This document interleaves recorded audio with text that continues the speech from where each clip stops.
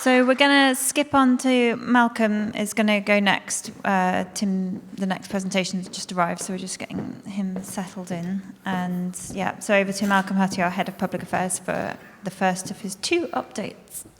Thank you, everyone. And this is going to be a sort of laundry list type update of the things that have been happening recently. Tomorrow's presentation will be a more in-depth topic-based discussion.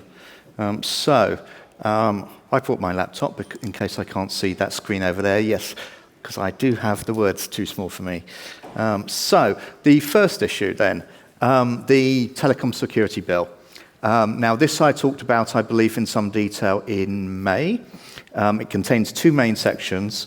The first is imposing new security requirements for public electronic communications networks and services. And the second one is something called designated vendor directions and a suite of associated things, which are essentially the Huawei ban, really, is what it's colloquially about, or the ban on the abilities to ban high-risk vendors. ZTE, absolutely, don't forget ZTE, and potentially, well, more than potentially, other less well-known examples of what we refer to as high-risk vendors. GCHQ or now NCSC have now adopted that term, and we've now, as LINX, adopted that term for our own statement on the use of high-risk vendors at LINX, or the lack of use of high-risk vendors at LINX. Anyway, that's what that's about. I took you through it in much more detail in I believe that was in May, if I remember correctly. Both sections of the bill itself are designed to give powers to the minister. So there is very little in the bill itself which is actually substantive requirements of substantive things you must do. Mostly it's about powers. Powers to direct, powers to give orders, powers for enforcement.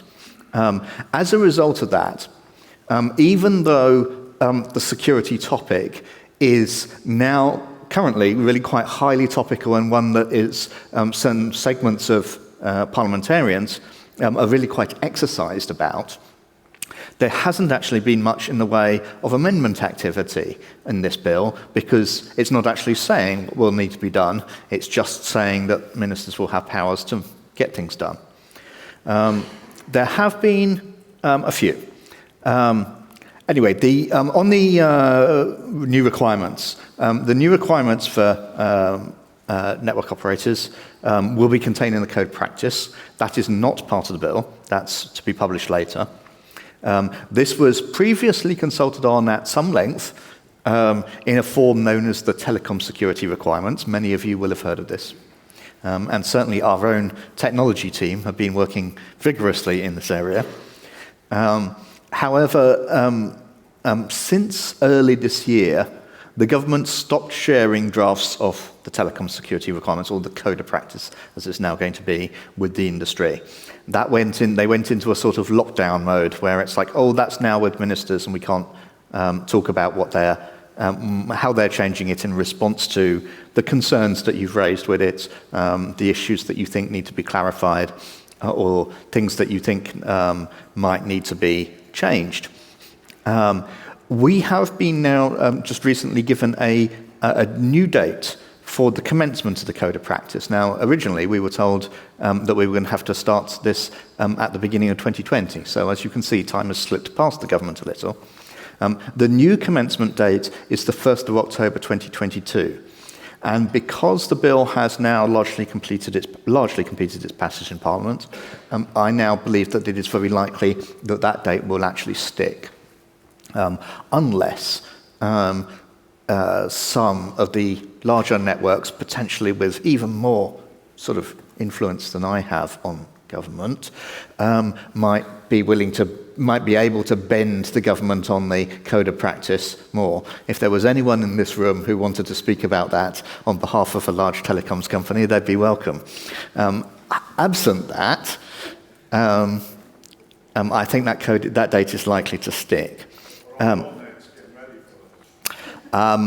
We hope so. As I said, I gave a much more detailed presentation on what this is going to mean for everyone and the different tiers and the levels of scrutiny that you're going to be subject to in the previous presentation. So I'm not going to go through this in the way, I must remember to click this, in the detail that I did on that last occasion. When last seen, the telecom security requirements had a 5-year plan in them. They set out a set of things that were needed to be done, and then deadlines to achieve them by, and there were annual deadlines for what would need to be done by each of the telcos, by anyone that was covered by it. This, we are kind of assuming, is still the case, that it's still done on that basis. But because that code has basically gone, the government has gone radio silent on that code and any changes that they made it, we can't actually be sure of that at this stage. We assume that it will continue in that way, but there could certainly be shuffling between the dates, and we just don't know. So the legislation is almost complete. The primary legislation is almost complete. It has now completed its third reading in both the House of Lords and the House of Commons. There is now just a stage of what's called ping pong, which is reconciling amendments that were made between the houses, specifically amendments that were made in the Lords. As I said, generally speaking, there have been very little in the way of amendments to this bill, particularly for something that was so lively, but there have been 3. The first is that the codes of practice, the telecom security requirements, are to be laid in Parliament before they are issued. Now, that's not going to mean really that there's going to be a debate or there's going to be a great opportunity to lobby Parliament to change that or anything like that. That doesn't really create that sort of mechanism. What it does do, however, is mean that it's going to make it much harder for the government to change the codes of practice because it goes through much more of a process. You know? It's not really it doesn't require any further authorization by Parliament. It just needs to be laid there. But nonetheless, this is the sort of measure that means that the code is likely to change less frequently than it might otherwise have done. It's not going to be a case of when Ian Levy wakes up one morning and thinks, oh, why don't we shove this in? And it just happens. Yeah. So that would be the effect of that. And the government, I believe, has accepted that amendment. That could have an impact on the level of detail in the code when it's finally published. It's the kind of thing that scares the government to actually say, oh, well, we need it to be more future-proof then, and therefore less detailed. So we'll see how that works out. There were 2 other amendments. One was to require that the Secretary of State make an annual report on supply chain diversity, and that they should lay that report before Parliament, and then there should be a debate set aside to debate the report so that this can be discussed in Parliament. The government's resisting that amendment. They'll seek to have that overturned in ping pong. There's actually a good reason for resisting something like that. It might seem okay to say, oh, well, you should be debating these sorts of things in Parliament. But actually, when it's written into the states, into a piece of legislation, that there must be a debate every year on a particular topic, well, it doesn't take too many such bills before you start to lose days and days of parliamentary time, just because you've got one from this bill and one from that bill and one from the rest, and suddenly your whole timetable is blocked out with these pre-programmed, legally required debates. So the government, as a matter of general principle, will resist that kind of thing, and will seek to have it taken out in the Commons. And the final one is to require the Secretary of State to consider essentially banning a equipment vendor if they've been banned by a Five Eyes country. And really, what would normally be considered an enormous surprise is that this was written in pretty much these terms in the bill by the Lords Amendment. They actually mentioned the Five Eyes countries. They even used the term Five Eyes. Well, you just don't do that in legislation. It's just not on. So the government will really want to take that out again. But they got defeated in a vote in the Lords on this, so that's why it's in there. So they'll try and take that out in ping pong. Anyway, there are just those things to overturn. Those last two will probably be overturned in ping pong, I would imagine, and then it will go through. Otherwise, it could go back and forth with votes. If the Commons vote to take it out and the Lords insist on keeping it back in, it could rattle back and forth a bit, but I think that's unlikely. I expect the Lords generally yield to the Commons in this sort of thing, and to be honest, the arguments for the government in taking these things out are actually quite reasonable. So we're basically done, and we expect to see this on a statute book very shortly. The next thing is the Draft Online Harms Bill. Now, the Draft Online Harms Bill is prototype legislation. It's draft legislation. It's not, if you think of it in terms of standards making, it's not actually on the standards track. Yeah, so this is not on the legislative track. It is something that, it is a bill, it looks like a bill, it's been presented to Parliament, but it gets looked at by a joint committee made up of members of both the House of Lords and the House of Commons who just write a report on it, of what they think about it, and then that goes to the government, and then that's all that happens. And then the government goes away and looks at that report, and then decides on bringing forward an actual bill on the legislative track further down the line. So that's the process here. That was the same process that was used with in the investigative powers area, which we also worked on a lot. The draft communications data bill was a draft bill of the same nature with a joint committee that made that sort of report. And then there was the investigative powers bill that became the Investigative Powers Act. So we've had that sort of thing in the past. Again, the Draft Online Harms Bill I'm not going to talk about in detail because I gave it pretty much a whole presentation at the last LINX meeting, so that at LINX114 on this. But briefly, it appoints Ofcom as a content regulator for internet content.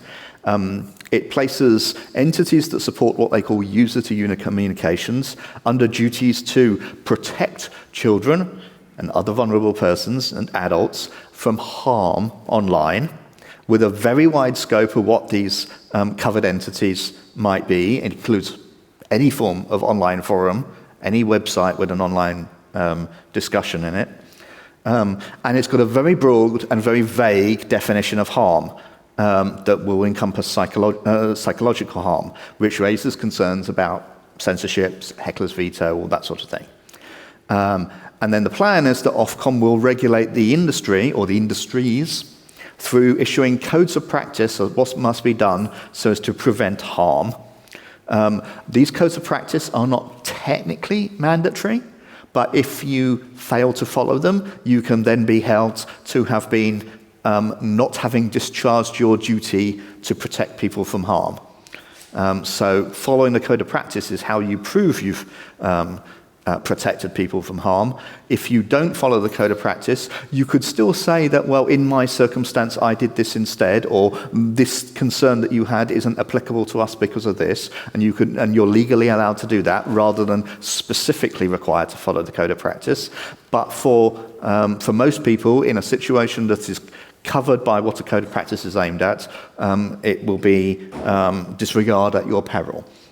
And there is also and these codes will certainly, there's a mechanism there for the codes to have, or a code to have a technology mandate in there, as in actually you're required to have a specific mechanism, such as a specific age verification system or something like that.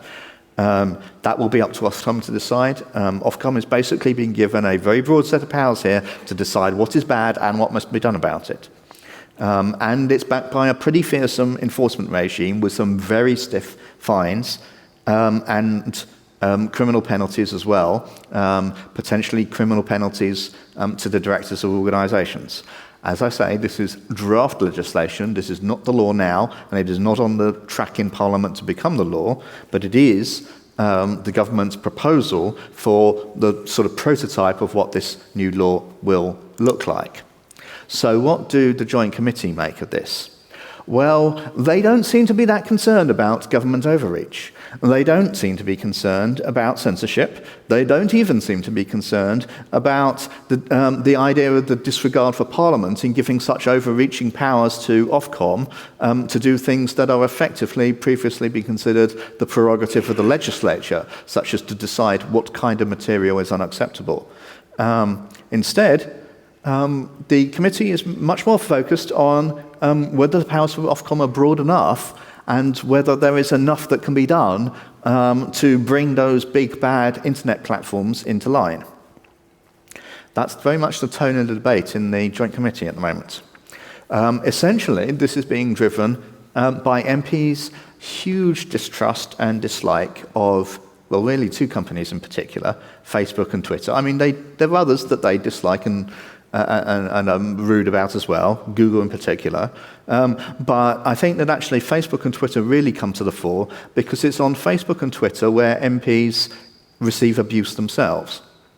It's on Facebook and Twitter where members of the public call MPs names and use foul language against them and sometimes even use threats against them.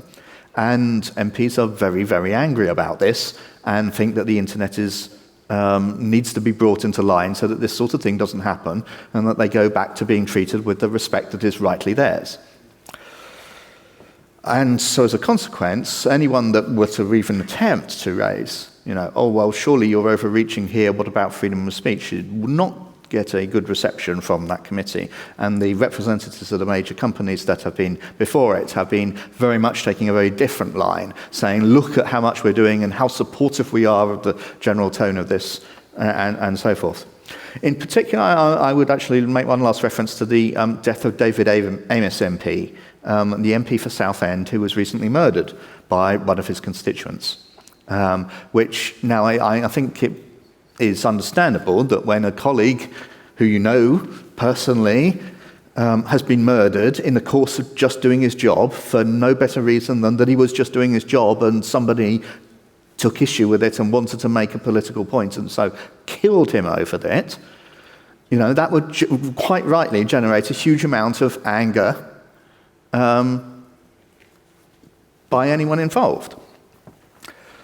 There is, however, really no evidence that the person who did murder David Amos had any connection with sort of the internet or being radicalized online or any of this sort of stuff. It was just a terrorist, an Islamist terrorist who had the sort of views that Islamist terrorists have, and got them, as far as we can tell, from well-known Islamist extremist groups, not online but in person at local mosques. So, nonetheless, the committee doesn't seem to have made that disjunction, and this topic is coming up, and it is certainly adding to the emotional tenor, which makes life a lot harder for a rational discussion. Moving on, the Ofcom had a consultation on network neutrality. I should point out at this point right away that LINX does not advocate on topics of network neutrality to Ofcom, mostly because some of our members have one view and others have a very opposing view and interests. Now, sometimes on occasion, when members have a difference of view as to how to proceed on a given matter of public policy, we can still take the view that, broadly speaking, the membership as a whole has a common interest in moving in such and such a direction, no matter differences and points of detail. But when it comes to network neutrality, this is an example of a case where actually what's good for one can be seen as being bad for another member, and to the extent that one wins, the other one is losing. We don't get in the middle of that sort of thing. We think that that's not LINX's place to go into that. Nonetheless, it might be well of interest to you that this evidence, call for evidence has happened, because there is an open internet regulation that was part of European law. We've now had Brexit, so there's now the opportunity for Ofcom to amend that, or for that to be amended, rather. And Ofcom wanted to consult on whether that should happen. And it pointed to some particular areas that it was looking into. Firstly, there's this concept of specialized services as opposed to general internet access, for which you can have non-neutral approach to the way the content is handled, but there is a complex sort of idea as to what qualifies as a specialist service. So one of the questions was, should this be expanded? Should this be clarified? Should this actually cover more things that it clearly doesn't cover at the moment? Should there be exemptions for some forms of traffic management generally, such as, for example, should we remove the obligation for neutral treatment so as to be able to prioritize emergency services, for example, or any other categories of particular use of the network? Another one that was asked was, should there be rules on changes to rules on zero rating? That is, when you got zero rating, when you got a bandwidth cap. The idea that, oh, well, if you're visiting this particular service, then that doesn't count towards the bandwidth cap. And finally, should there be rules? There are existing rules that guarantee for end users the right to use the terminal equipment of their choice. And one of the things that Ofcom invited comments on is whether that should be changed. And they particularly drew attention to the fact that there was a possibility to have different rules between mobile and fixed networks. And at the moment, they're the same. Know that all end users have the right to attach their own equipment as terminal equipment, whether that's a mobile phone handset or whether that's a router attached to a DSL line or something like that. Now, you'll recall that back before the days of the European law and before the days of the Communications Act, we used to have those little red circles and green triangles. This is that topic. I don't know that we're going back to those days, but nonetheless, that was the topic that was being broached. Moving on, the Internet Watch Foundation. The Internet Watch Foundation, as you know, is the charity that was set up by the industry to help in suppressing child abuse imagery on the internet. And you're pointing at something, I can't see. Anyway, to set up to suppress child abuse imagery on the internet. LINX was one of the founders of the Internet Watch Foundation. And has supported it ever since. Quite a lot of your money has been given in donations to the Internet Watch Foundation over the years. As part of that, there is a board of trustees, and most of those trustees are independent, but the industry as a whole has a right to appoint 3 trustees to the board of the IWF, and they have some special powers.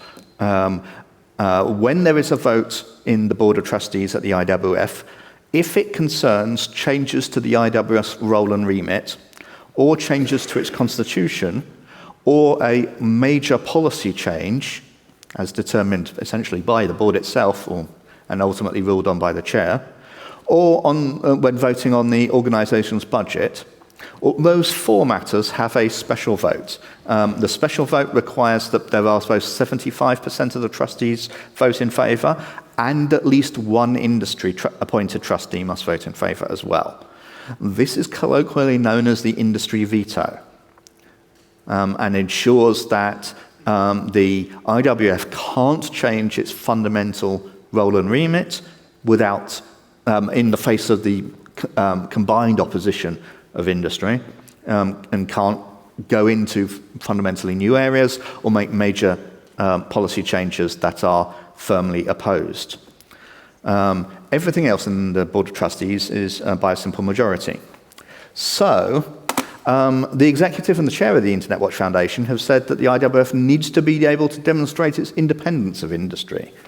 And that it is being repeatedly challenged about being too much under the influence of industry, and that is a conflict of interest.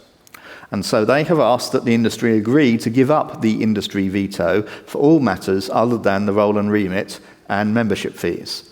That is to say that changes to the IWF constitution, major policy changes, and the budget, other than that portion of the budget that concerns the level of membership fees, should no longer be have this so-called industry veto in there.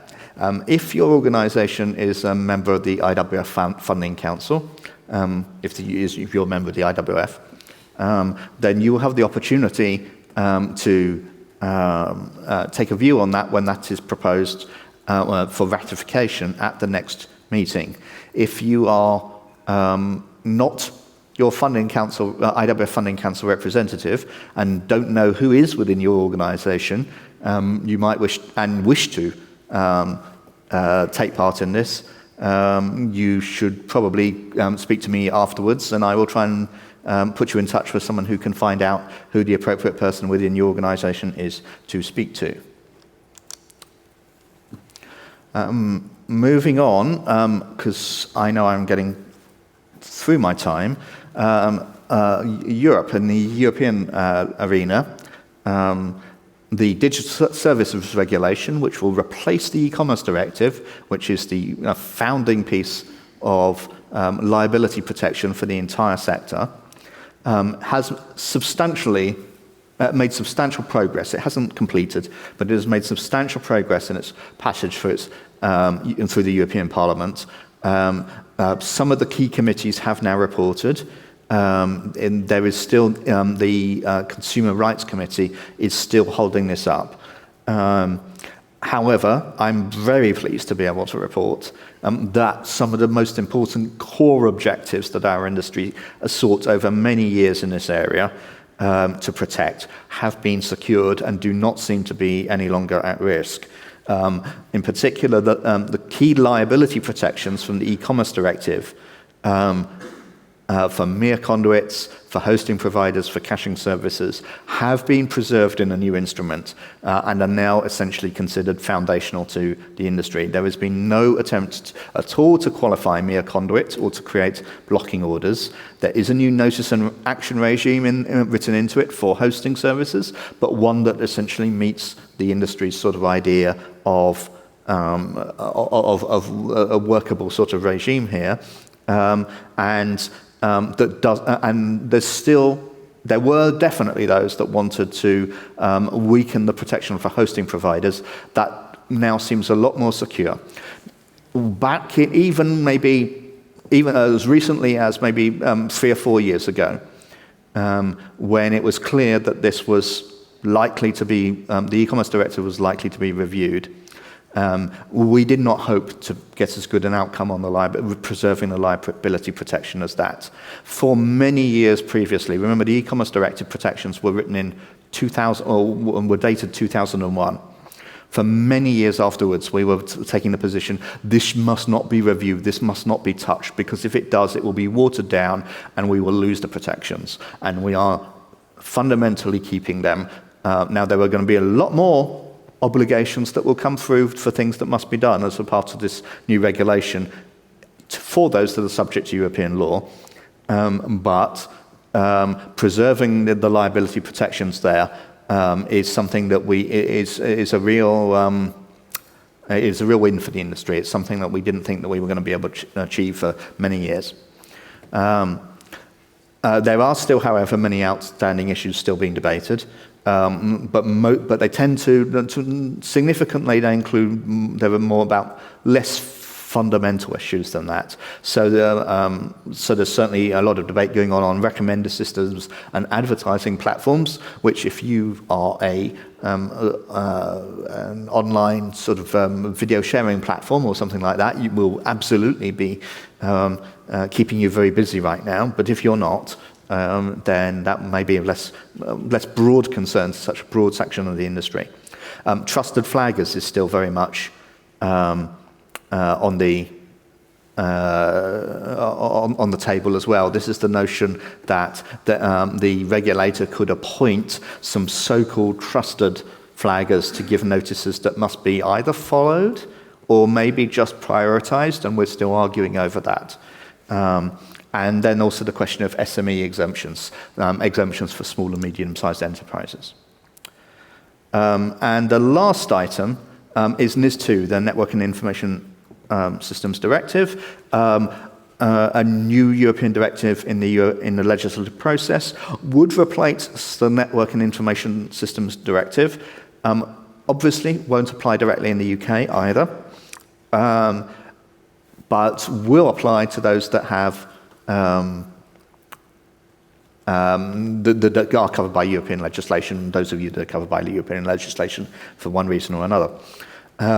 This it will certainly expands the security duties that are specified in the directive for covered entities considerably, but not nearly as much as the telecom security requirements in the UK, not nearly that level of detail. They're planning extending the scope of NIS2 so that data centers will be brought in scope, as well as, within our industry, under the existing NIS, it was really only internet exchanges and DNS operators that were part of the what was called the operators of essential services, and then there was a subsidiary section for cloud and online marketplaces and search engines who didn't have the same duties. Now they're getting rid of that distinction. They're saying that everything is going to be an essential or important service, and an essential or important service is essentially going to have the same duties.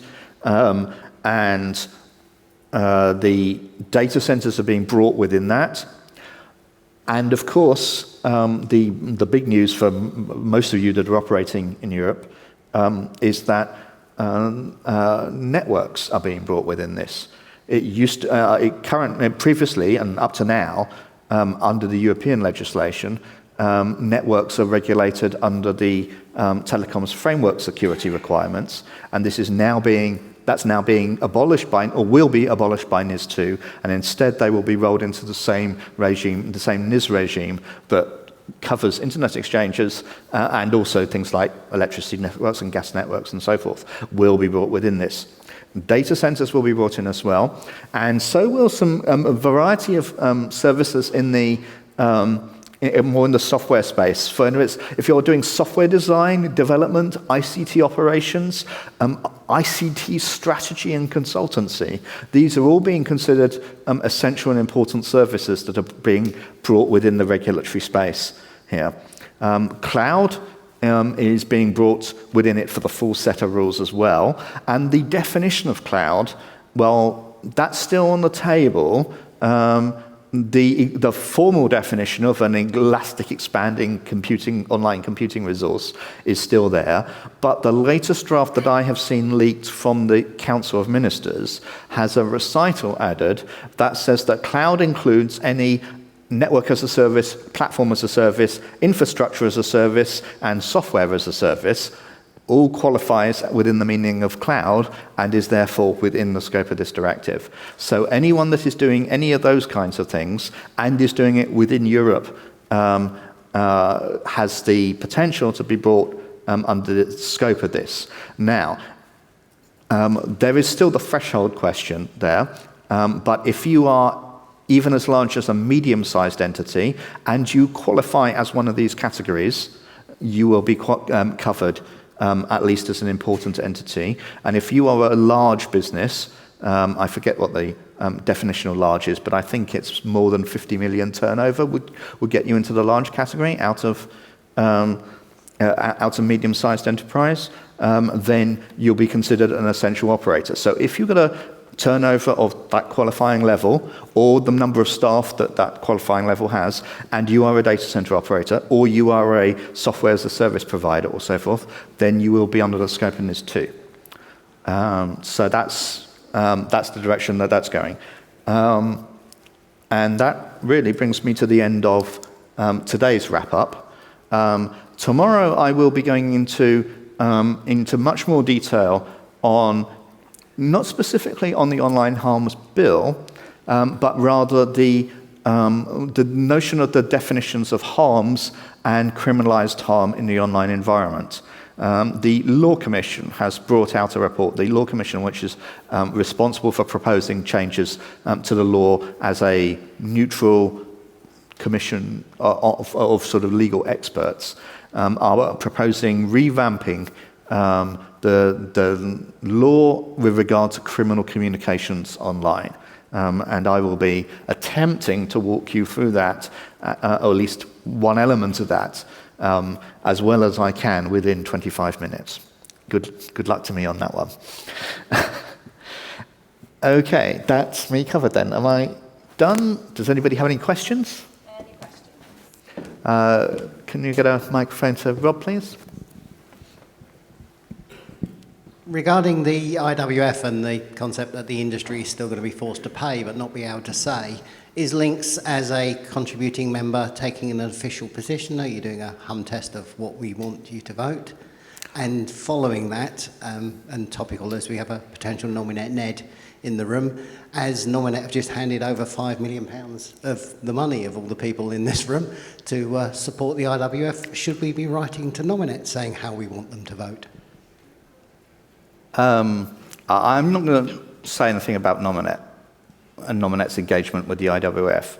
I can tell you that as part of my ordinary activities and pursuing long-standing engagement with the IWF and LINX's engagement in IWF governance, I have been actively engaged in a working group that was addressing this issue and cautioning, shall we say, that is not really a bad thing for the IWF to really require the consent of industry for major changes in the way that it operates.